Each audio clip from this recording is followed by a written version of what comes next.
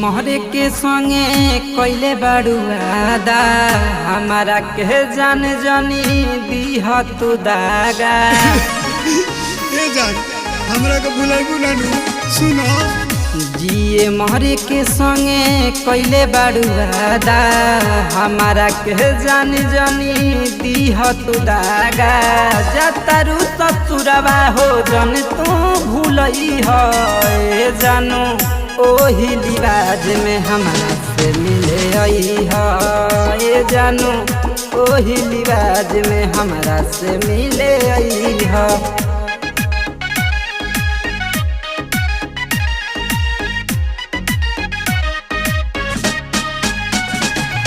Kamlesh recording studio Mohammadpur.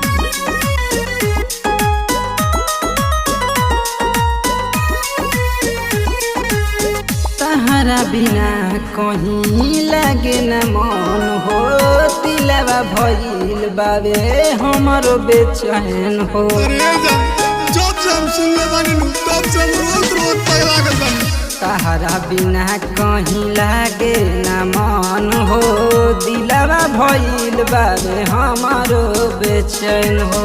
पियावा तो प्यार के बात ना बतई है जानू ओही लिबाज में हमारा से मिले आई है जानू ओही लिबाज में हमारा से मिले आई है।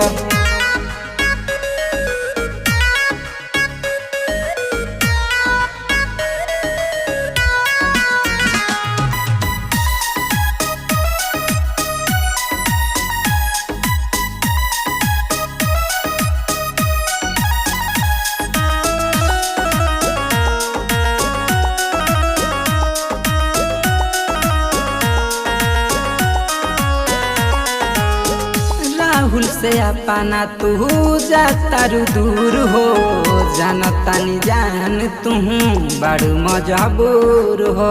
अरे एके गो दिल रहला वो तारा के दे देनी वो पैसे दिए। राहुल से अपना तू जातारू दूर हो जानतानी जान तू बड़ू मजबूर हो। सिकंदर सलोना के दिल ना दुखई है जानू ओही लिबाज में हमारा से मिले आई है जानू ओही लिबाज में हमारा से मिले आई है। Kamlesh recording studio Mohammadpur.